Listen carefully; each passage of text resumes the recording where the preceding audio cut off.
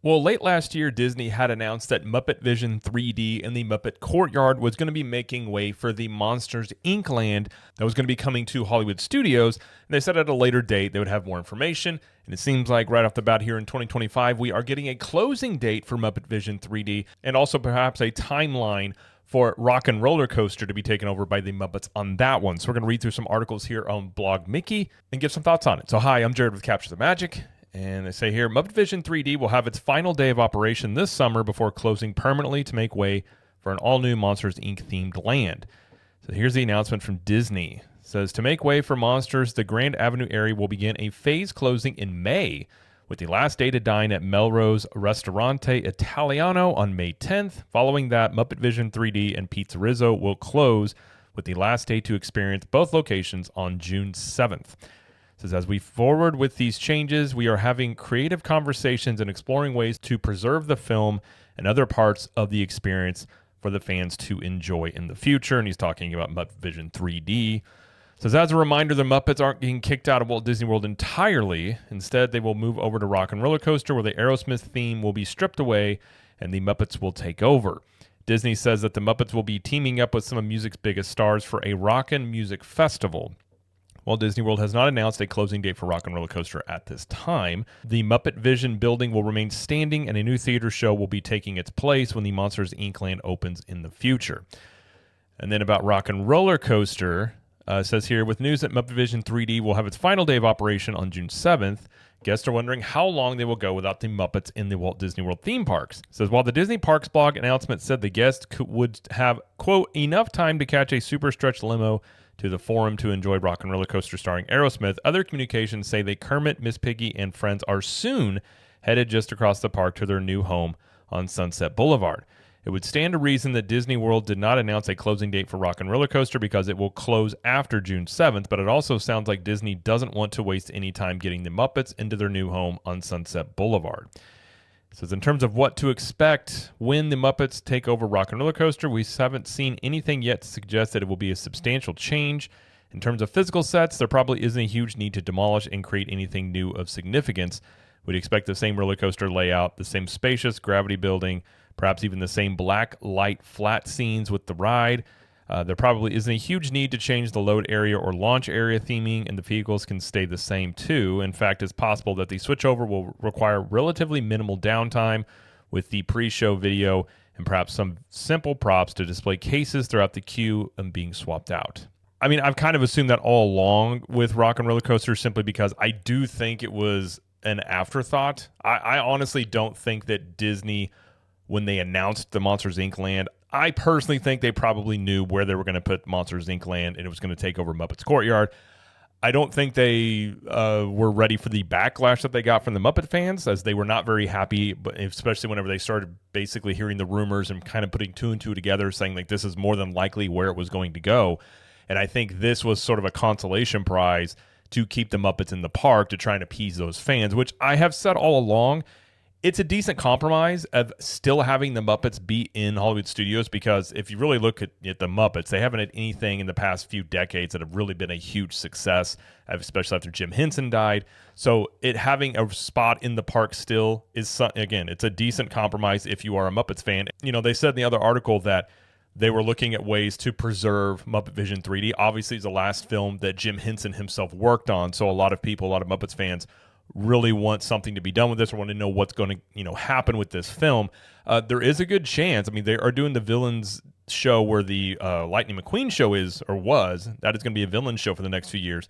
There is a chance they move it into that building, and then you kind of have this new or updated little Muppets Courtyard in that back area by Rock and Roller Coaster, because currently it's really not utilized very much. You got Rock and Roller Coaster back there, and then you've got that little theater there, and there's really nothing else back there. So if it does move back there, that would make some sense to do that. So I suppose if you are a Muppets fan, obviously you're going to be upset about, Muppet Vision 3D going away, but you are going to have it represented in this ride. They are going to bring over the gift shop that has been closed in Muppet Courtyard for a long time. They're bringing this back over into where Rock and Roller Coaster is, and you potentially could have Muppet Vision 3D come back into the parks at a later date. So not saying that they will, but that is a possibility, and the Jim Henson Company themselves have kind of pointed to the fact that that is something that could happen. Now, in terms of the construction timeline for Monsters Inc. land, I kind of figured if you look at the concept art, they are extending into the parking lot where they're going to have the main ride be back there. I kind of figured they would start construction back there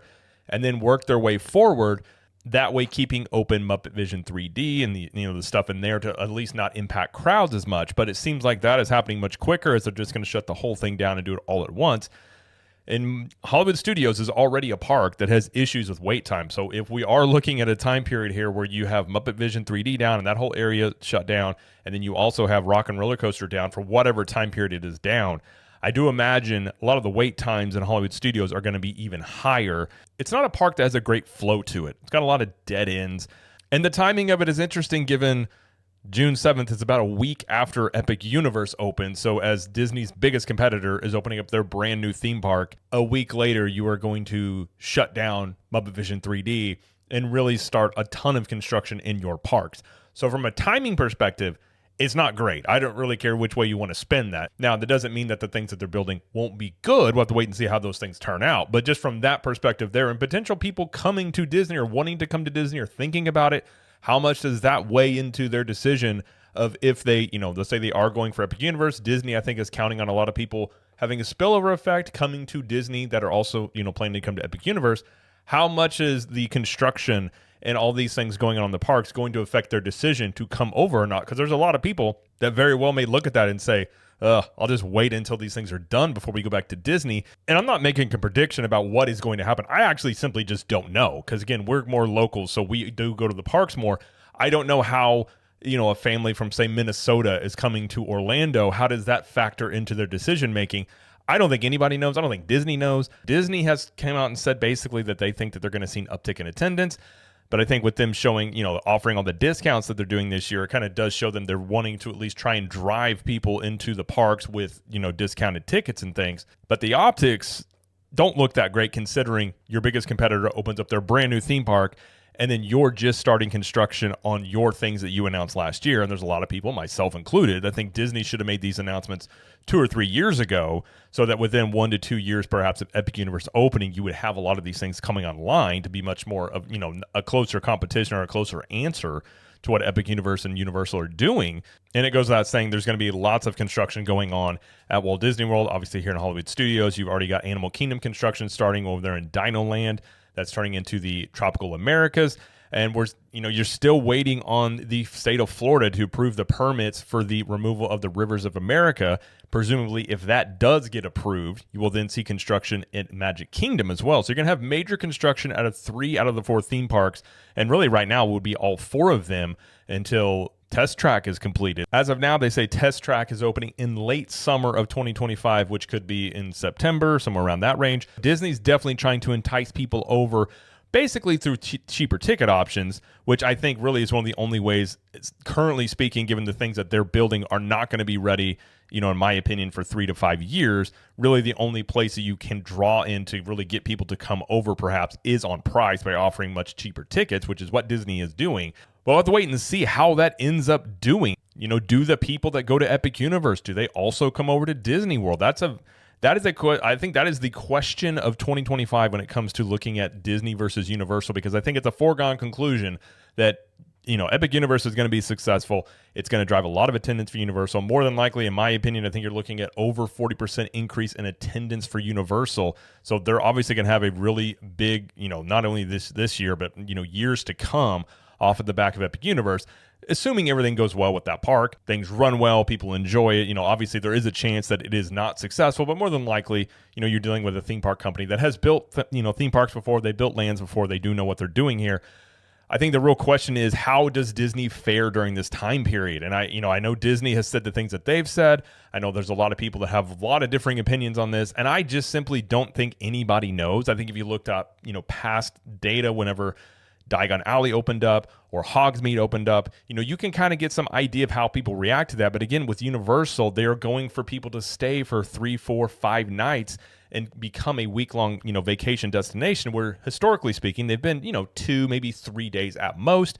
And most people would go into Disney World vacation and add on a Universal Studios, 1 or 2 days onto their trip. If Universal is able to get a lot of people to flip that, do those people also then go to Disney for just 1 to 2 days, or do they go to Disney at all?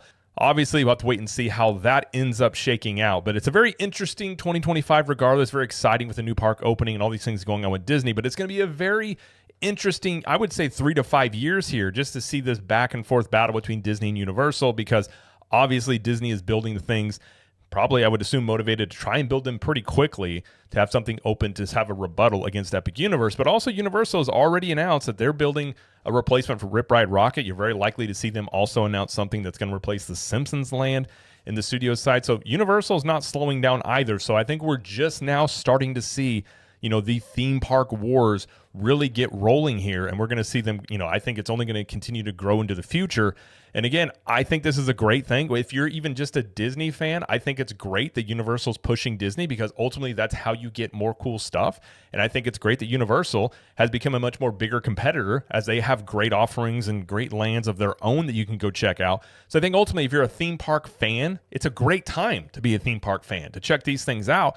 And in my opinion, I hope that Universal pushing Disney like they have been does get Disney to do more of the things like they used to. I talked about a lot on this channel about maintenance and the details and, the Imagineering things that they used to do back in the 90s and the early 2000s, perhaps get back to that level of running the theme parks. And I think this is shaping up to be a very exciting, more than likely next decade, with Disney and Universal battling for essentially the Orlando theme park market here. Because again, Universal is only going to continue to grow and add more things to their parks as they gain more confidence and they eat into more market share. And Disney, kind of for the first time really ever, is kind of left in the position of trying to fend off what Universal's doing. And hopefully, at least in my opinion, it gets them back to doing the things that they used to do with the level of Imagineering and the creativity and really the things that they did that created the standard in which theme parks really have become. I think Disney set that standard. In recent years, I think Disney has fallen short of that standard, which is why many times I call these things out and talk about them, because I do want Disney to get back to doing the things they used to do. And every once in a while you see people come on here in the comments and call me a Disney hater, and it just couldn't be further from the truth. I think it's important to call these things out when you see them. I've been covering theme parks for 8 years. I've seen, I never saw Disney in the limelight of the 90s like some people did, but I saw it in the early 2000s and into the 2010s. And even at that point, there were people that commenting about how Disney was changing the park compared to the used to. But I think you definitely look at since 2020, things have changed a lot in the Disney parks. And I don't think for the better on the consumer side. Now, I think Disney's made a lot of money, but I think when it comes to the guest experience, as well as the creativity, has taken a back seat to simply just looking to make more profits in the parks. And I just want them to get back to the things they used to do, set them at the standards that they used to, the level of detail, the creativity. And then the reason the Disney parks became the Disney parks, why Disney World became Disney World, was because of all the little things they used to do. Hopefully they're able to build these lands, and they're fantastic lands. There are some questions out there in terms of look at Tiana's Bayou Adventure, look at some of the recent things that Disney Imagineering has done. Is definitely left people feeling a little uneasy about what perhaps may be coming, but hopefully they are able to pull these things off. I love a good fight, so I'm all for Universal and Disney being at their best, going at each other, competing for your vacation dollar, because ultimately, who wins in that scenario is the consumer. If Universal is doing a better job with that, they will continue to grow. If Disney ends up, getting back to how they used to do things, in my opinion, and they start doing better than what Universal is doing, then they will continue to grow. Or if they both are being great, then they both can grow and continue to have great offerings that theme park fans can enjoy and families can go vacation to. And I think ultimately that's a great thing. I think this is why competition is good. So we'll have to wait and see how, Monsters Inc. land ends up shaking out. Hopefully it's a great land. I think potentially it could be a very solid land for Hollywood Studios. Now, if you're a Muppets fan, obviously, I understand you're going to be upset about Muppet Vision 3D going away. But like I said, potentially could be coming back. There is Muppet representation in the other end of the park.